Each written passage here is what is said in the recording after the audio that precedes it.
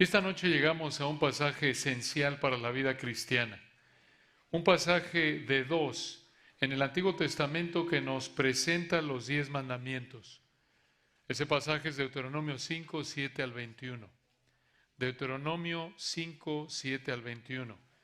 Aquí tienen la última vez en toda la Biblia en donde el Señor presentó la lista completa de los 10 mandamientos.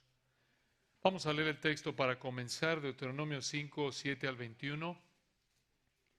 Observen lo que dice aquí el Espíritu de Dios a través de Moisés. Deuteronomio 5, 7. No tendrás dioses ajenos delante de mí. Versículo 8. No te harás para ti escultura, ni imagen alguna de cosa que está arriba en los cielos, ni abajo en la tierra, ni en las aguas debajo de la tierra.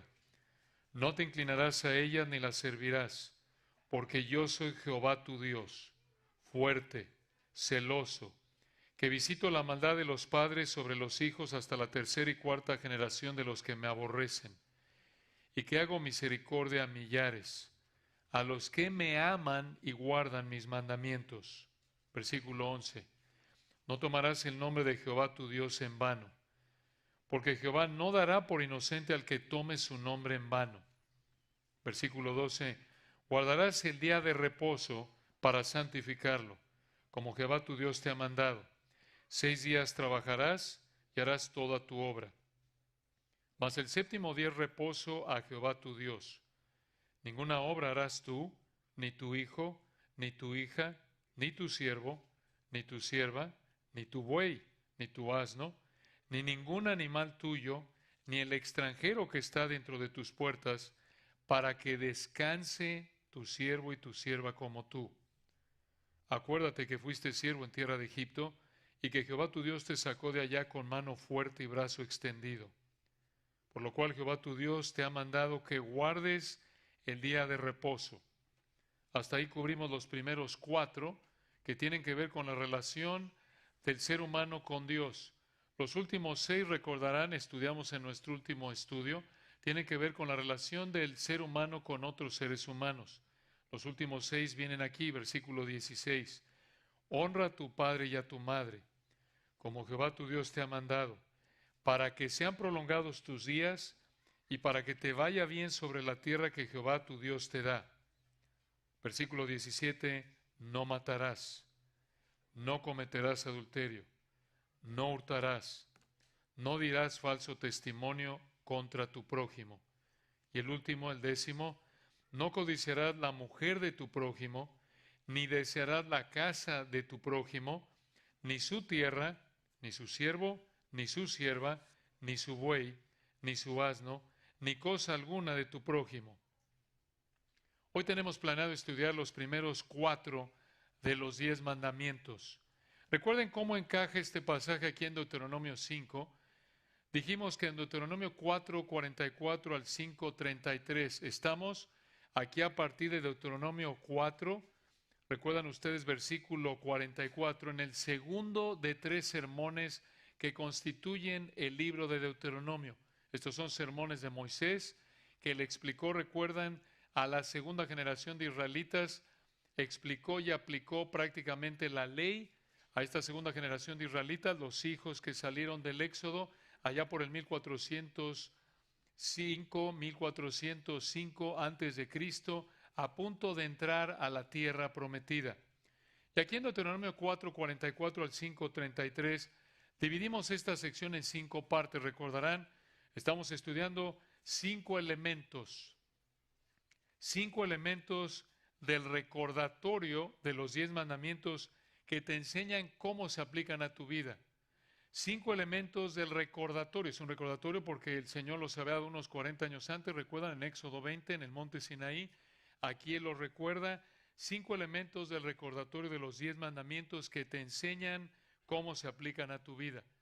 En primer lugar, estudiamos ahí en Deuteronomio 4, 44 al 49, el lugar del recordatorio. El lugar del recordatorio de los 10 mandamientos. En segundo lugar, recordarán que estudiamos en el 5, 1 al 5, el recordatorio del monte de los 10 mandamientos. y empezamos en el tercero. Nos quedamos en el tercero en nuestro último estudio, 3 de 5, el recordatorio del contenido. El recordatorio del contenido de los 10 mandamientos, aquí en Deuteronomio 5, 6 al 21. Y recordarán que en nuestro último estudio, de manera general, explicamos cómo se aplicaban los 10 mandamientos a Israel cuando el Espíritu Santo usó a Moisés para que oyeran esta parte de Deuteronomio, y también cómo se aplican los 10 mandamientos de manera general como cristianos a nosotros en la actualidad. Y continuamos aquí entonces, y vamos a empezar con el primero, versículo 7. Observen el primero de los 10 mandamientos en Deuteronomio 5, 7. Dice aquí el texto: no tendrás dioses ajenos delante de mí. Observen la palabra no aquí. Traduce una palabra en el hebreo que es una negación permanente. En el hebreo tenemos, en el hebreo bíblico, dos tipos de negaciones, una temporal, otra permanente. Aquí se usa la permanente. Aquí en este contexto se traduce mejor como nunca, nunca, y así sucesivamente a lo largo del resto de los 10 mandamientos. Entonces vean el texto de nuevo, versículo 7, se puede traducir mejor nunca. Nunca tendrás dioses ajenos u otros dioses, es la idea, delante o frente a mí. Aquí el Señor prohibió el politeísmo. ¿Qué quiere decir eso? Que el Señor les prohibió adorarlo como un Dios más entre muchos dioses. Y esto, hermanos, habría chocado con la idolatría que ellos habían visto en Egipto. Recuerden que ellos salieron de Egipto. Esto habría chocado con la idolatría en Egipto porque recuerden que los egipcios y toda nación en ese entonces eran politeístas, tenían todo tipo de dioses para todo. Por ejemplo, los egipcios creían en una diosa de la fertilidad, creían también que el río Nilo era un dios, tenían muchos otros dioses, de hecho creían que el faraón era un dios, pero aquí en el versículo 7 de Deuteronomio 5, el Señor les mandó, escuchen, adorar a Jehová, a Yahweh, de manera exclusiva. ¿Cómo es en realidad? Como el único Dios vivo y verdadero. Ese fue el mandato. No podían tener al Señor como uno entre varios. El Señor quería adoración exclusiva por encima de cualquier otro Dios falso, como Él es en realidad el único Dios vivo y verdadero que merece la adoración y nadie más. Ahora, ¿cómo se aplica esto a nosotros en la actualidad? Viviendo para el Señor como lo más importante en la vida. Si tú realmente adoras al Señor, vas a vivir para Él como lo más importante en tu vida. Va a ser la prioridad, va a ser lo más importante, va a estar por encima de cualquier otro deseo, otra meta, otra persona. Esta verdad de vivir para el Señor como lo más importante en la vida, la vemos varias partes en el Nuevo Testamento, realmente a lo largo de la Biblia, pero para darles dos ilustraciones de esta verdad a partir del Nuevo Testamento, ustedes recuerdan en Lucas 14, pueden escuchar o simplemente acompañarme. Lucas 14, 25 y 26. Recordarán que aquí el Señor estaba evangelizando a, obviamente, incrédulos. Y observen cómo les presentó aquí el Evangelio, cómo el llamado a la salvación, escuchen esto, aquí en Lucas 14, 25 y 26, cómo el llamado a la salvación es un llamado a adorar de manera exclusiva y suprema al Señor Jesucristo. Esto es evangelístico. Lucas 14, 25. Grandes multitudes iban con él. Y volviéndose les dijo, Lucas 14, 26, si alguno viene a mí y no aborrece, en términos comparativos, no aborrece a su padre y madre y mujer e hijos y hermanos y hermanas y aún también su propia vida, no puede ser mi discípulo. Si no estás dispuesto a rendirle al Señor el honor en exaltarlo de manera exclusiva, a rendirle una lealtad suprema por encima de cualquier otra persona incluso las personas más cercanas a ti, versículo 26, como tu padre, madre, mujer, hijos, hermanas, incluso por encima de tus intereses, tu propia vida, no puede ser su discípulo, no puede ser cristiano. Este es un llamado a salvación. Hermanos, la conversión se ven que dejamos de vivir para nosotros y nuestros deseos y empezamos a vivir para el Señor. Así se ve un cristiano genuino.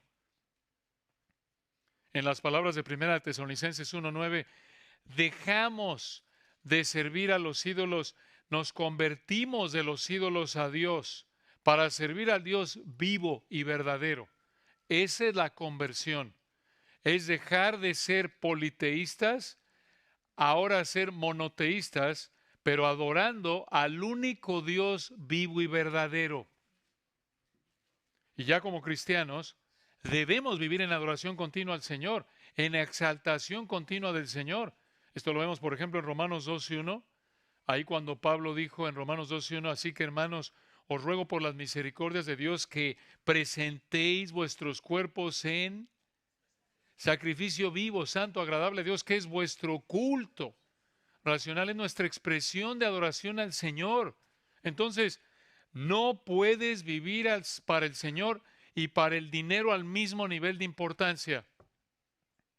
No puedes vivir para el Señor y tu familia o tu trabajo o tu cuerpo al mismo nivel de prioridad. Eso viola el primer mandamiento. Si tú colocas cualquier interés, cualquier idea, cualquier persona al mismo nivel del Señor, estás violando el primer mandamiento. A eso apunta, regresen ahí, Deuteronomio 5:7. No tendrás, nunca tendrás otros dioses frente a mí, delante de mí. Es la idea. Bastante claro, ¿no es cierto? Así de claro, y recuerden, esto se aplica en términos de santificación así, pero también en términos de evangelismo igual. Cuando estás evangelizando a un incrédulo, muy simple, le dices, ¿sabes qué? Para mostrarle su pecado, si tú no vives como lo más importante en tu vida, si tu vida no es el Dios de Abraham, Isaac, Jacob, el Padre del Señor Jesucristo, si el Señor Jesucristo no es lo más importante en tu vida al grado que estás dispuesto a morir por Él, estás en pecado y mereces el infierno eterno. Esto es serio, hermanos. Este es el primer mandamiento. Pero observen el segundo, versículo 8. Deuteronomio 5:8. Aquí viene el segundo de los 10 mandamientos. No. Nuevamente recuerden, a partir del hebreo se traduce aquí la negación permanente. En este contexto se traduce mejor nunca. Versículo 8, véanlo. Nunca harás para ti escultura ni imagen, se puede traducir ídolo. Nunca harás para ti escultura, ni imagen o ídolo. Podía ser esa imagen o ídolo en ese entonces de piedra, de madera, de barro, de metal. Observen de qué era esta imagen, qué representaba o qué forma tenía. Versículo 8. Nunca harás para ti escultura ni imagen alguna de cosa que está arriba en los cielos, se refiere a aves, ni abajo en la tierra, se refiere a animales de la tierra, ni en las aguas debajo de la tierra, se refiere a animales acuáticos. La idea aquí del versículo 8 es esta: Dios no quería que lo representaran de ninguna manera. Él mandó que lo adoraran únicamente a Él en el primer mandamiento, y en este segundo, escuchen, mandó la forma en la que debían adorarlo. Observen ustedes que la forma fue que no hicieran ningún tipo de estatua de algo en la creación para representar al Dios invisible. Observen ustedes, hermanos, Él es el creador, Él es el Señor, Él es el soberano, Él es el único que es digno de ser adorado y Él es el único que decide en qué términos lo adoramos. Es un privilegio que al ser humano, Dios en su gracia, al ser humano pecador, Dios le mande, le dé la oportunidad a través de la responsabilidad de mandarle adorarlo a Él a su manera, la manera de Dios. Ahora, piensen en esto, versículo 8 de nuevo. Dice aquí, no harás para ti escultura ni imagen, estatua alguna de cosa que esté arriba en los cielos, ni abajo en la tierra, ni en las aguas debajo de la tierra. ¿Por qué habrían querido hacer estatuas? Digo, ¿no es tonto? Claro que lo es, Isaías capítulo 44 apunta eso, pero lo habrían querido hacer, escuchen esto, porque en esa época los incrédulos pensaban que la estatua era un instrumento para comunicarte con el Dios representado por la estatua. Esa era la mentalidad en ese entonces. Si tú tenías una estatua, digamos que era como tu celular, tu móvil. Le voy a echar un fonazo a mi Dios. Así lo veían. Yo me comunico y era como un canal, como un instrumento para comunicarse con el Dios representado por la estatua. Así pensaban en esa época. Ahora, ¿por qué no debían meterse con la idolatría? Versículos 9 y 10 nos dan la razón. Deuteronomio 5:9.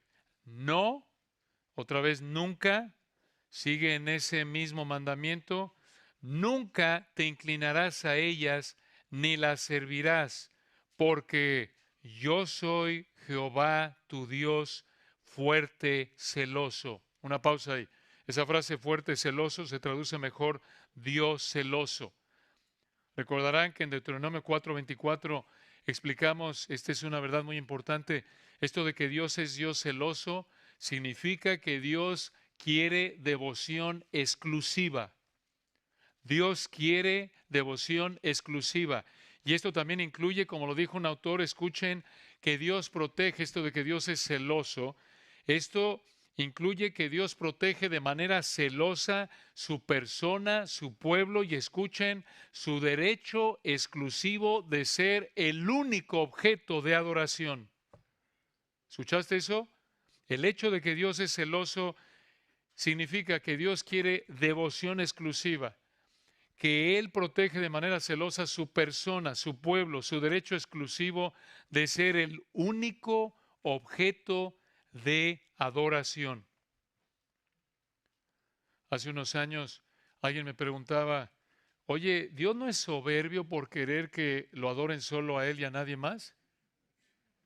Obviamente esta persona estaba pensando que Dios es como nosotros, pero no es así, porque Dios es el soberano, santo, inocente, sin mancha, el creador, el único digno de ser adorado y por lo tanto el único que determina cómo debemos adorarlo. ¿Quieren darse una idea, hermanos, de lo profundo que es nuestro pecado? Vean estos primeros dos mandamientos, piénsenlo. El ser humano por naturaleza, sin Cristo, en lugar de vivir para exaltar a Dios, vive para hacer lo que quiere y exaltarse a sí mismo, ¿no es cierto? Y la inclinación pecaminosa es ser como los israelitas en Éxodo capítulo 32, decir que adoramos al Dios verdadero como nosotros queremos, no como Él quiere. Ese es el estilo de vida del incrédulo. Decimos Éxodo 32, los israelitas porque estaban adorando supuestamente a Jehová, pero hicieron un becerro de oro. Adoraron al Dios verdadero de una manera falsa, como ellos quisieron, no como Él quiso. E incluso como cristianos, esta es nuestra inclinación pecaminosa automática. Escucha, vivir para hacer lo que queremos y exaltarnos a nosotros mismos. Eso es idolatría. Eso es violar el primer mandamiento y el segundo. Dices, oye, estamos bastante mal, así es. Dijimos que una de las funciones de la ley, condensada en los 10 mandamientos, es mostrarnos nuestra pecaminosidad. La otra es mostrarnos la santidad de Dios, su perfección, y la otra apuntarnos a Cristo. Los 10 mandamientos nos aplastan, nos deben apuntar a Cristo, el único que cumplió la ley, los 10 mandamientos de manera perfecta. Y recuerden, también nos enseñan a expresar nuestro amor al Señor en nuestra santificación, en cómo vivir en obediencia a Él, de esta manera mostrando amor. Pero así es, ¿no es cierto? Luchamos, aún como cristianos, a diario luchamos con esta inclinación pecaminosa automática de colocar otras cosas antes de Dios, de vivir para otras cosas, incluso si son cosas buenas, la familia, el trabajo, bendiciones que en sí, cosas que pueden ser bendiciones en sí, cosas muchas veces que no son pecaminosas, pero las convertimos en un ídolo cuando comenzamos a vivir para ellas antes que para Dios. Incluso puedes vivir para tus hijos antes que para Dios y estás violando el primer mandamiento. O puedes tener las mejores intenciones de adorar al Señor, pero lo adoras a tu estilo y estás pecando. Por eso, la única manera de adorar al Señor es venir a Él en base a los méritos de Cristo y ofrecer a Él adoración en base a los méritos de Cristo. 1 Pedro 2. Y esa, si hay una relación genuina con el Señor, la vamos a expresar en someternos a Él. Por el poder del Espíritu, ya como cristianos, como estilo de vida, vivimos para exaltar al Señor, hacer lo que Él quiere. Esta es nuestra dirección de vida, vivir para el Señor. Para mí el vivir es, dijo Pablo, Cristo. Eso es como el Señor quiere que vivamos. Eso es guardar los primeros dos mandamientos. Eso es no tener dioses ajenos delante de Él. Eso es no hacer alguna escultura. Cuando decimos, para mí el vivir es Cristo. Ese es un buen termómetro para saber si estás guardando estos primeros dos mandamientos. Si puedes decir, para mí el vivir es Cristo y el morir es ganancia. Ese es un buen ejercicio para ponerte el termómetro, medirte el pulso. ¿Cómo ando?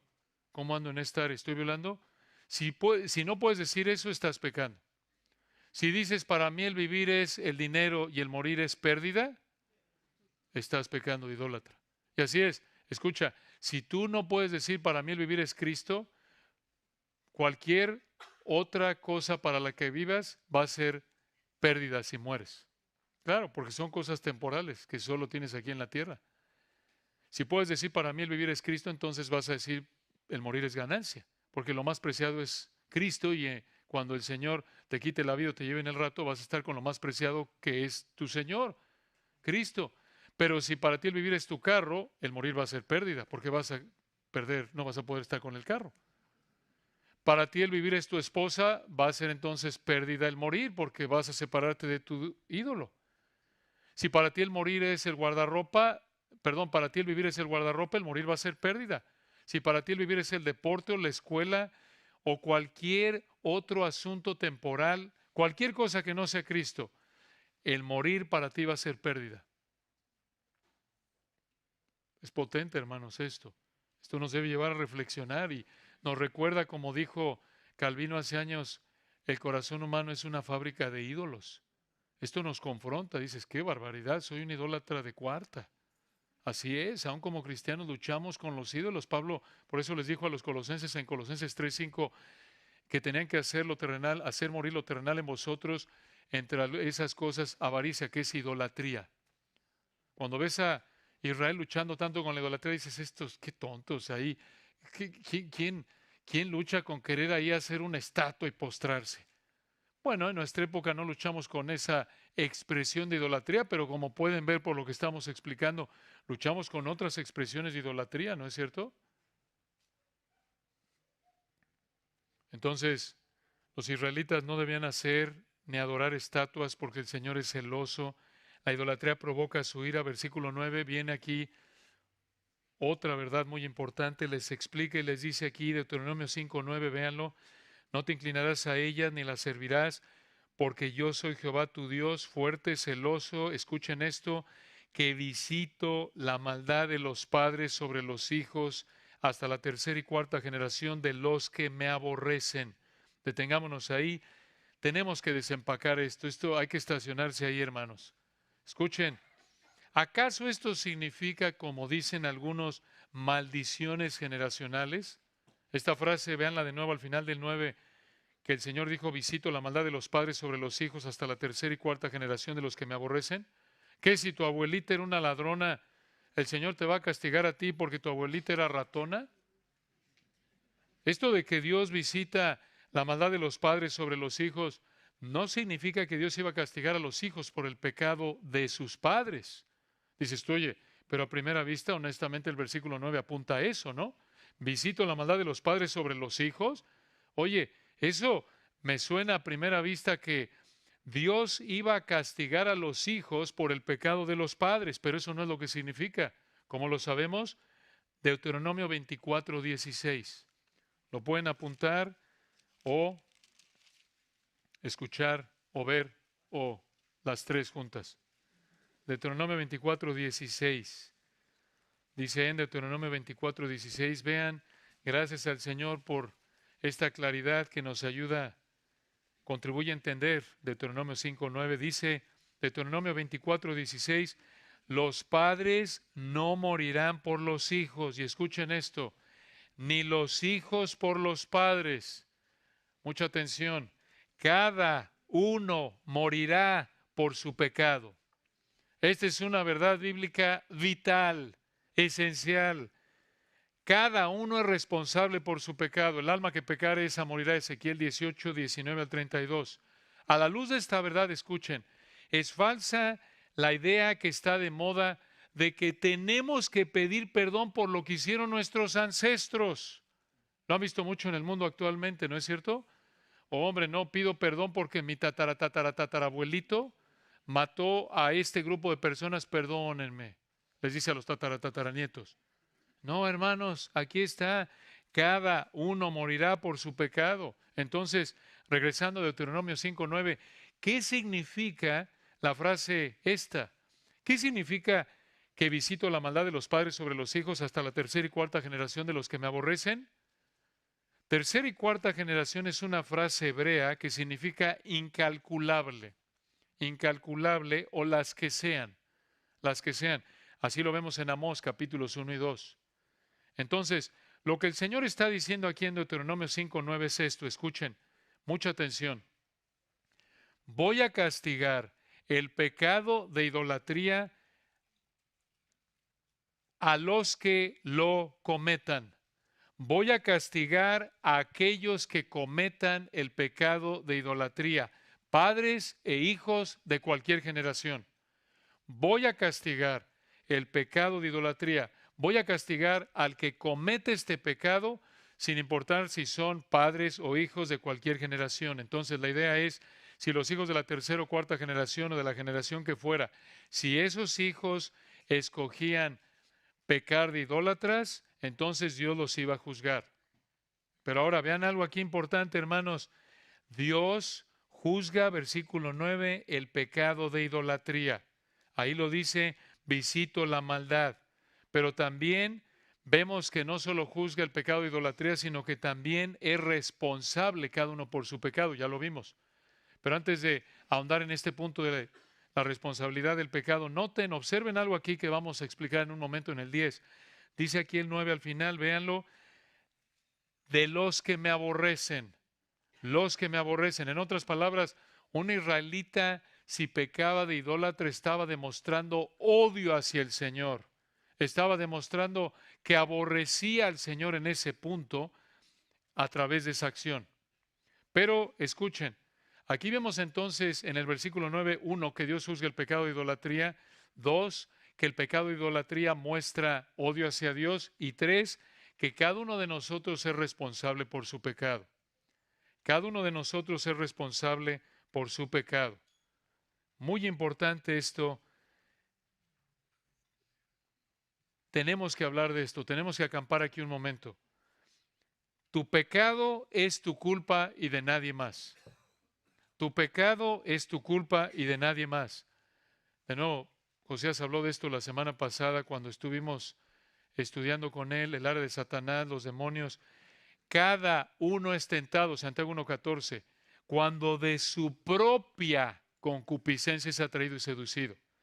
Satanás, los demonios, diferentes personas y situaciones y maneras de pensar y vivir en el mundo te pueden tentar a pecar, y esa tentación viene a través de maneras de pensar del mundo, prácticas del mundo que incitan o provocan deseos por pecar que ya hay en ti. Pero tú tienes la última palabra en tu pecado.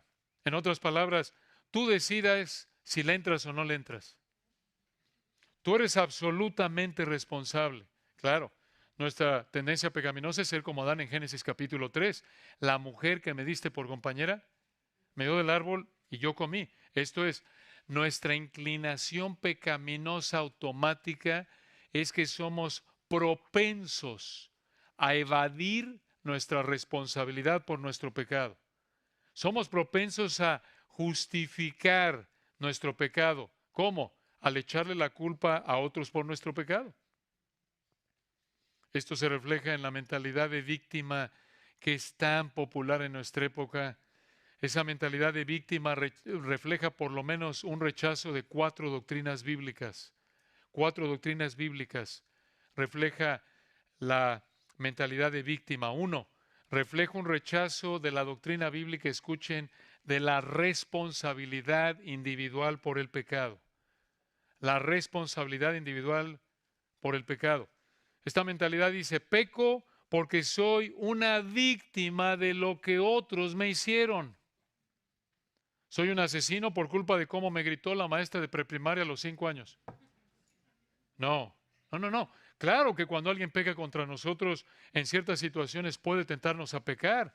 Si alguien dice cosas falsas contra nosotros, nos vemos tentados a querer vengarnos y dañar a la persona que nos difamó, pero el pecado de alguien más jamás justifica que yo peque. Eso lo vemos en toda la Biblia. Si alguien peca contra nosotros, debemos responder en obediencia dándole bien por mal, como dice Romanos capítulo 12, dejamos que el Señor trate con la persona con su pecado y podrías pensar, oye, pero es que mi jefe en el trabajo, mi hermano, mi compañera de cuarto o mi hermano me hace explotar, es demasiado, su pecado me hace pecar. No es así. De acuerdo con la Escritura, no es así. Tú pecas porque escoges ceder a la tentación de pecar contra esa persona. Dios en su soberanía, sin ser el autor ni el que apruebe el pecado, te puede colocar en situaciones en donde ciertos pecados de ciertas personas te muestran ciertos hábitos pecaminosos que quizás no sabrías que hay en ti a menos de que te colocara con esa persona en particular, como tu cónyuge, como tu esposito, como tu reina. El Señor no se equivocó. Dice, hombre, ¿cómo es posible? Exactamente aquí es donde, y cómo me cueste esta área de mi esposo, de mi esposo. El Señor no se equivocó. No es sorpresa para el Señor lo sabe, tu compañero de trabajo, tu hermano de sangre o no. Entonces, tú pecas porque escoges ceder a la tentación. Escoges ceder a la tentación de pecar contra esa persona y por lo tanto cuando pecamos es porque no quisimos, no queremos huir de la tentación, sino que cedemos a la tentación. Y de nuevo, solo hay una persona que tiene la culpa por nuestro pecado. ¿Quién? El que lo comete. Si yo peco, nadie más que yo es responsable de mi pecado. Si tú pecas, nadie más que tú es responsable por su pecado.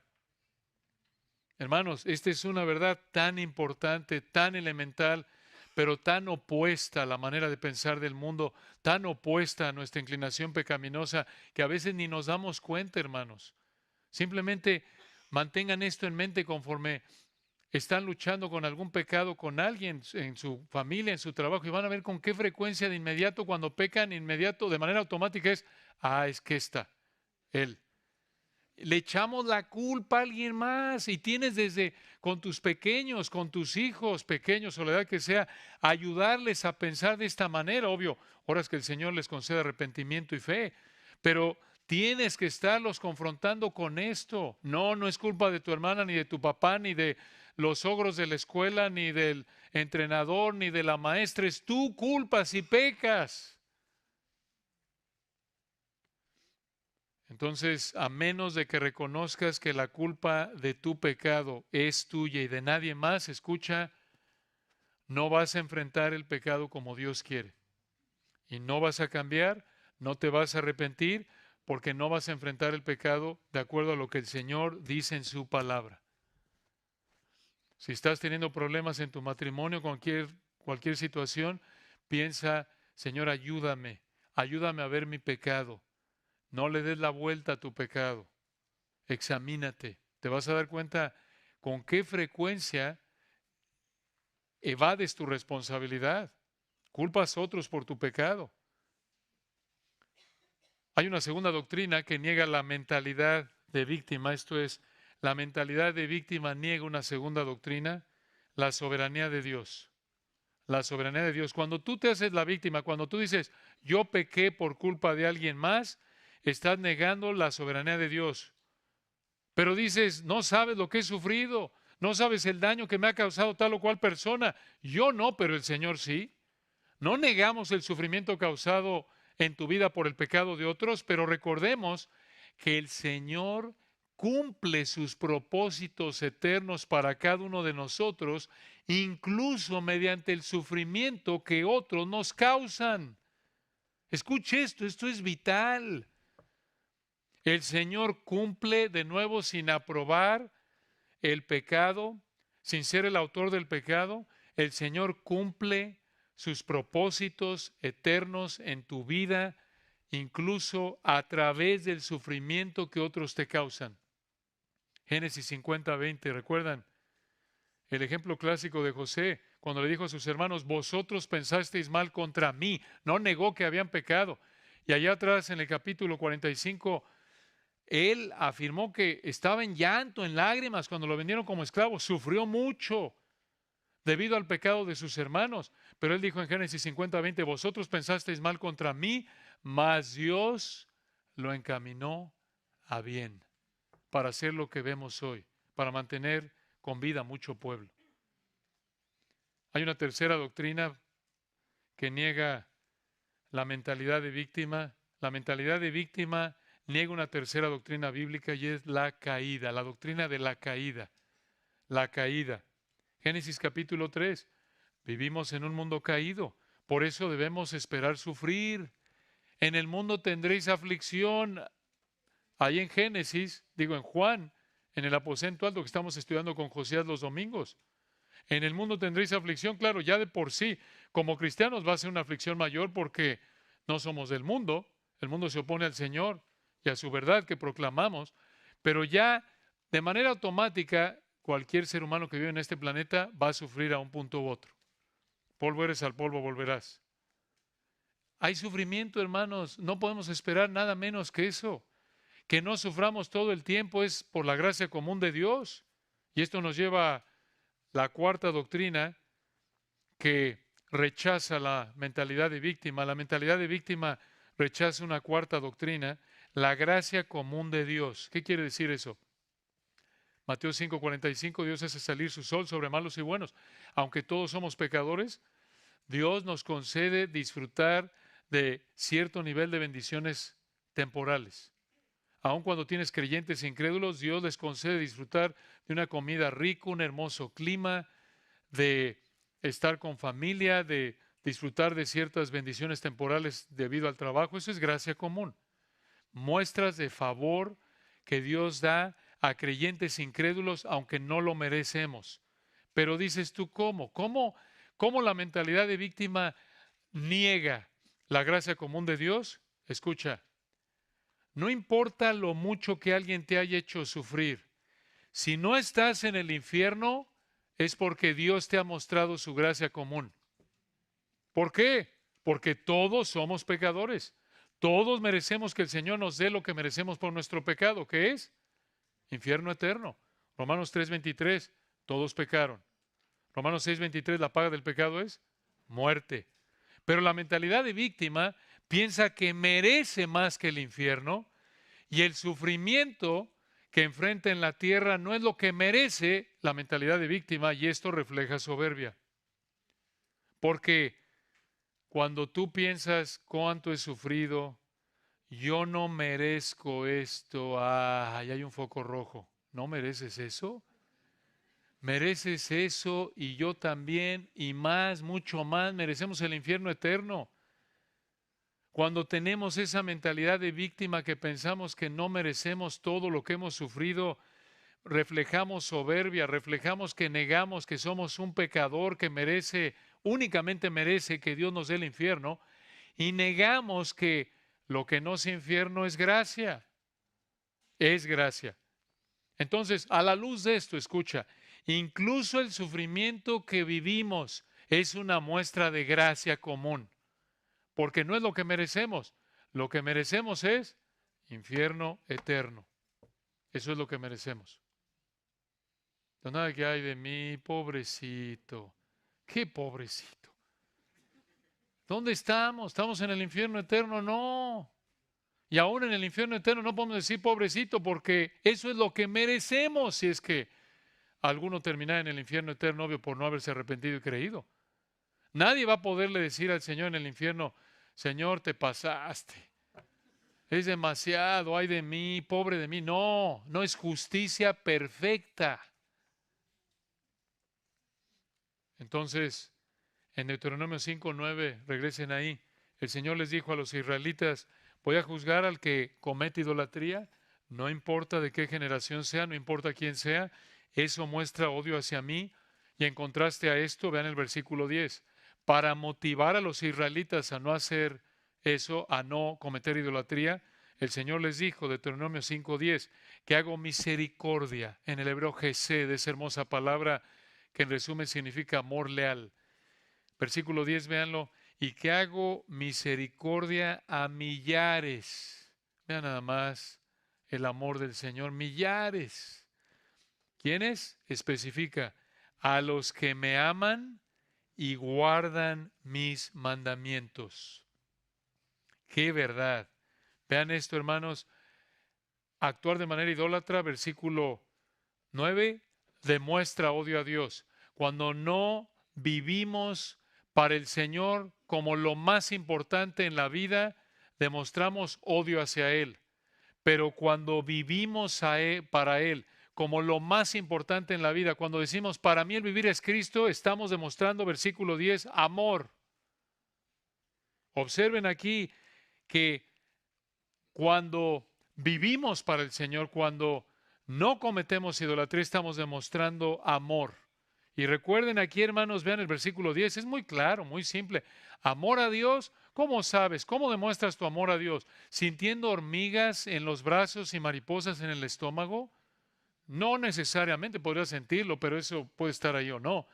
Demuestres amor a Dios, versículo 10, al final, véanlo, a los que me aman y guardan mis mandamientos. Así es como se demuestra amor a Dios, obedeciendo. Es Juan 14:15, ¿recuerdan? Si me amáis, dijo el Señor, guardad mis mandamientos. Y aquí, hermanos, los versículos 9 y 10, como ya lo explicamos, muestran que Dios no les dio los 10 mandamientos a Israel como medio de salvación.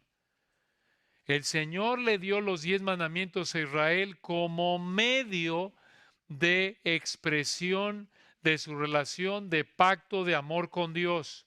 En otras palabras, si un israelita tenía fe salvadora, como la fe de Abraham antes de la ley, creyó Abraham a Dios y le fue contado por justicia, Génesis 15:6.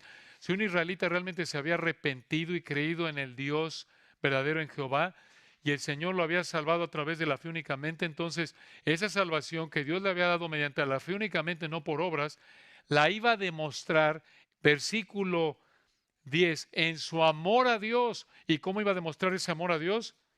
Al final del 10, guardando sus mandamientos. En el sentido amplio de la palabra, todo lo que Dios había mandado. En el sentido aquí estricto de los versículos 8 al 10, 7 al 10, demostraba su amor al Señor al vivir de manera exclusiva para Él, al no tener otros dioses delante de Él, al no inventar alguna forma de adoración que Dios aborrecía. Así era como el israelita demostraba amor a Dios. Entonces, véanlo aquí, versículo 9 y 10. Esto otra vez confirma, esto es muy importante recordarlo, hermanos, que Dios no les dio los 10 mandamientos para que si ellos los obedecían, entonces el Señor los salvaba. No, Dios les dio los 10 mandamientos para que demostraran su relación de fe, de pacto, para que expresaran su amor a Él, debido a que ya tenían fe salvadora. ¿Lo ven? Esto vuelve a apuntar a que la salvación siempre ha sido a través de la fe, siempre a través de la fe. Claro que este amor a Dios, hay que aclarar, manifestado en obediencia, y lo veremos más adelante si el Señor quiere. Este amor a Dios manifestado en obediencia solo podía ser posible si Dios hacía que nacieran de nuevo, como lo indica Deuteronomio 36, apuntando allá al nuevo pacto. Deuteronomio 36. El nuevo nacimiento es algo que solo el Espíritu Santo puede ejecutar en la persona que Él quiere, como lo vemos en Juan capítulo 3. Solo a los que Dios ha hecho renacer son los que aman a Dios, como dice 1 Pedro 1, ¿Por qué? Porque por naturaleza odiamos a Dios y no tenemos ni el deseo ni la capacidad de obedecerlo. Romanos capítulos 3 y 8. Ahora observen el tercer mandamiento, versículo 11. Los últimos dos para esta noche son más breves. Nos estacionamos ahí porque era más extenso este mandamiento del 8 al 10. Vean el tercer mandamiento de Deuteronomio 5:11. No, de nuevo a partir del hebreo, mejor nunca, nunca tomarás el nombre de Jehová tu Dios en vano. ¿Qué significa esto? Empecemos por recordar qué significa la frase el nombre de Dios. Significa Dios mismo. Dios mismo. Esto lo vemos en Éxodo 34, 5 al 7. Éxodo 34, 5 al 7, en donde vemos que el nombre de Dios son sus perfecciones, sus atributos, sus cualidades, todo lo que Él es. Estamos hablando de lo mismo, son, digamos, sinónimos en términos generales, decir perfecciones de Dios, atributos de Dios, cualidades. Entonces, ahí en el versículo 11, el nombre de Dios significa Dios mismo. Ahora, tomar el nombre de Dios en vano, escucha, no significa jurar en el nombre de Dios. Tomar el nombre de Dios en vano no significa jurar en el nombre de Dios. Esto lo sabemos porque allá adelante en Deuteronomio 6:13, Dios le mandó a los israelitas a jurar por su nombre. Entonces, ¿qué significa que ellos no debían, versículo 11, no jurar en el nombre de Dios? Bueno, de nuevo, para entender esto, como cualquier pasaje de la Biblia, tenemos que regresar al pasado, regresar al momento en el que el Espíritu Santo usó a Moisés para escribir esto. Escucha, en ese entonces, cuando el Espíritu Santo escribió esto a través de Moisés, la gente en esa época usaba los nombres de sus dioses falsos como si fueran un amuleto, como si fueran una palabra mágica, para que sus dioses hicieran lo que ellos querían. Entonces, no jurar por el nombre de Dios significa que los israelitas no debían usar el nombre de Dios como si fueran una palabra mágica, como si fuera una palabra que podían usar para hacer que Dios hiciera lo que ellos querían. A eso se refiere no tomar el nombre de Dios en vano. Ahora, versículo 11, vean por qué. ¿Por qué al final del 11 no debían tomar el nombre de Dios en vano? Porque no dará por inocente, esto es, no dejará sin castigo Jehová al que tomare su nombre en vano. ¿Cómo va a castigar Dios o cómo iba a castigar Dios al que tomara su nombre en vano? No nos dice, no lo dice, pero una ilustración es Jeremías 27:15. Allí en Jeremías 27:15 vemos que la muerte fue el castigo por usar el nombre de Dios en vano y de hecho Dios mandó la pena de muerte para los que no cumplieran ese mandamiento. Ahora, ¿cómo aplicamos este mandamiento a no tomar el nombre de Dios en vano? Una frase, teme a Dios. Teme a Dios. Por supuesto que no debes usar el nombre de Dios como si fuera una fórmula mágica, pero la actitud que está detrás de esto es el temor a Dios. Esta es la actitud de raíz, ser respetuoso al ser Señor. Muestra respeto, temor santo al Señor. Recuerden que 1 de Pedro 2:17 nos manda a temer a Dios. Si tú temes a Dios, no vas a estar usando su nombre como si fuera una palabra mágica, una palabra cualquiera. Ahora vean el último para terminar, versículo 12. Aquí en los versículos 12 al 15 encontramos brevemente el cuarto de los 10 mandamientos. Este es el mandamiento a guardar el día de reposo. Recuerden, este es el cuarto y el último que tenía que ver en términos de su relación con Dios. A partir de el quinto y hasta el 10, los últimos 6, tenían que ver con su relación con otros. Vean el versículo 12, Deuteronomio 5:12. Guardarás el día de reposo. Este es el día que conocemos como sábado. Guardarás el sábado, versículo 12, para santificarlo. Esto es, era un día apartado para Dios. Continúa el 12, como Jehová tu Dios te ha mandado. Versículo 13, 6 días trabajarás, harás toda tu obra. Trabajaban de domingo a lunes, descansaban el sábado. Versículo 14, mas el séptimo día, de nuevo trabajaban de domingo a de domingo a viernes, perdón, dije lunes, despierten hermanos, ¿qué pasó? Trabajaban el primer día de la semana, por eso en el Nuevo Testamento todavía se tiene ese trasfondo, esto es de contar los días así. El primer día de la semana era el domingo, porque el séptimo día era el día de reposo. Desde la creación lo vemos así en Génesis capítulo 1, ¿recuerdan? Y 2. Entonces, 6 días trabajarás, harás toda tu obra, esto es de domingo a viernes. Versículo 14, más el séptimo día, este es el sábado, es reposo a Jehová tu Dios. Ninguna obra harás tú, ni tu hijo, ni tu hija, ni tu siervo, ni tu sierva, ni tu buey, ni tu asno, ni ningún animal tuyo, ni el extranjero que está dentro de tus puertas, para que, escuchen esto, descanse tu siervo y tu sierva como tú. ¿Qué significa esto? Debían dejar de trabajar como trabajaban normalmente los 6 días de la semana, de domingo a viernes. La idea es que descansaran, dice aquí el texto, para que descanse, versículo 14. La idea es que descansaran, escuchen, para concentrarse en Dios, pero no iban a dejar de hacer las actividades necesarias para vivir, ni dañar a un hombre o animal para descansar, como lo vemos ahí en Mateo capítulo 12, porque los fariseos y a lo largo de la historia los judíos torcieron este mandato, inventaron todo tipo de reglas humanas para decir que no debían trabajar. Y lo que el Señor quiso decir, descansen de su trabajo cotidiano, no quiere decir que no pueden hacer lo necesario para vivir o ayudar a alguien en necesidad, Mateo capítulo 12. Entonces, el Señor quería que no trabajaran el sábado de cada semana. El propósito primordial era que se concentraran en el Señor, el propósito secundario era que descansaran. Y observen aquí, hermanos, al final del 14, la compasión del Señor. Ninguna obra harás tú, ni tu hijo, ni tu hija, ni tu siervo, ni tu sierva, ni tu buey, ni tu asno, ni ningún animal tuyo, ni el extranjero que está dentro de tus puertas, para que descanse tu siervo y tu sierva como tú. Esto es compasión. Compasión hacia los esclavos que tenían. Los israelitas debían dejar que sus esclavos descansaran igual que ellos. Un gran recordatorio, como lo vemos en Efesios 6, Colosenses 4, si tú eres un supervisor, un jefe de trabajo, un empresario y tienes autoridad para decidir cómo tratas a tus empleados, ve esto, compasión es el principio, sé compasivo.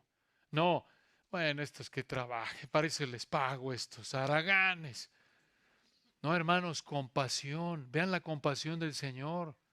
Esto es una aplicación de este punto de la aplicación. Y versículo 15, vean, les recordó que ellos habían sido esclavos.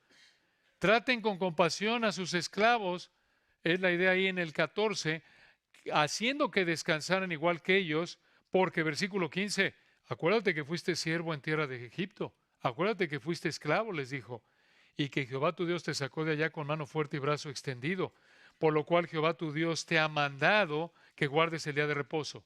Vean esa última frase en el 15, por lo cual Jehová tu Dios te ha mandado que guardes el día de reposo. ¿Qué es esto? Vean la relación ahí en el 15. Te saqué de Egipto, por lo cual guarde el día de reposo. Esto indica mucha atención, que el día de reposo estuvo anclado, ligado al Éxodo y, para ser más precisos, al antiguo pacto. Al pacto que Dios condensó en los 10 mandamientos que llamamos también la ley. La pregunta del millón aquí es, como cristianos en la actualidad viviendo en la época de la iglesia, ¿tenemos la obligación nosotros como cristianos hoy día, tenemos la obligación de guardar el día de reposo? No, no. ¿Por qué no? Por dos razones, hay más, pero por motivos de tiempo solo mencionamos estas dos razones y terminamos. Número uno, porque Colosenses 2, 16 y 17 anula este mandamiento de manera específica. Colosenses 2, 16 y 17 anula este mandamiento de manera específica. Por tanto, nadie os juzgue en comida o en bebida o en cuanto a días de fiesta, luna nueva, días de reposo, todo lo cual es sombra de lo que ha de venir, pero el cuerpo es de Cristo. Ya vino Cristo, no hay necesidad de guardarlo. El día de reposo, como toda la ley, apuntaba a algo de quién es el Señor y su obra. Ya no es necesario. Hebreos 4. Estamos ya en el reposo de la salvación. Ya el Señor lo cumplió, ya el Señor nos da ese reposo a través de la fe en Él. en arrepentimiento y fe, únicamente fe arrepentida, no por nada que hagamos, no por oír la Biblia, no por hacer obras buenas, no por tratar bien a la gente, no, es únicamente en base a la vida, muerte y resurrección de Cristo, únicamente. Segunda razón por la que no debemos guardar el día de reposo como cristianos, el día de reposo fue una señal del pacto mosaico. El día de reposo fue una señal del antiguo pacto, de la ley. Esto lo vemos en Éxodo 31, 17 y apunta algo de esto ahí mismo el texto en Deuteronomio 5, 15. Pero en Éxodo 31, 16 y 17, escuchen lo que dice. Éxodo 31, 16 y 17. Guardarán pues el día de reposo los hijos de Israel, celebrándolo por sus generaciones por pacto perpetuo. Escuchen esto, Éxodo 31, 17. Señal es para siempre entre mí los hijos de Israel, porque en 6 días hizo Jehová los cielos y la tierra, y en el séptimo día cesó y reposó. Entonces, el día de reposo fue una señal del pacto mosaico, así como el pacto noéico tuvo el arco iris como señal, Génesis 9, así como el abrámico tuvo la circuncisión como señal, Génesis 17, así también el pacto mosaico o antiguo pacto tuvo como señal el día de reposo. Y como en el Nuevo Testamento ya no estamos bajo el pacto mosaico, no es necesario guardarlo. Hebreos capítulos 8 y 9, por ejemplo, indican que el nuevo pacto reemplazó al antiguo pacto. El Señor en la cruz cumplió su vida, muerte, cumplió el antiguo pacto, lo reemplazó por el nuevo. Recuerden la cena del Señor, Mateo 26, 28, esta copa es la copa del nuevo pacto en mi sangre. Entonces, puedes trabajar el sábado y no pecas. Puedes descansar el martes o cualquier otro día de la semana y no pecas. Bueno, ahí vamos a estacionarnos. Continuaremos, si el Señor quiere, nuestro próximo estudio con los siguientes mandamientos. Oremos.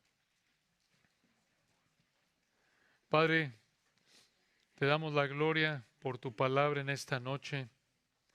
Gracias, Señor, por este texto tan rico, estas verdades que nos impresionan, tan claras, tan profundas, como estas verdades nos muestran que tu palabra es viva y eficaz y más cortante que toda espada de dos filos.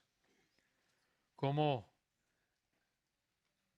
tu palabra, Señor, penetra hasta lo más profundo de nuestro ser y revela la realidad de nuestra condición delante de ti. Oramos, Padre, porque estas verdades nos lleven a examinarnos para confesar nuestro pecado,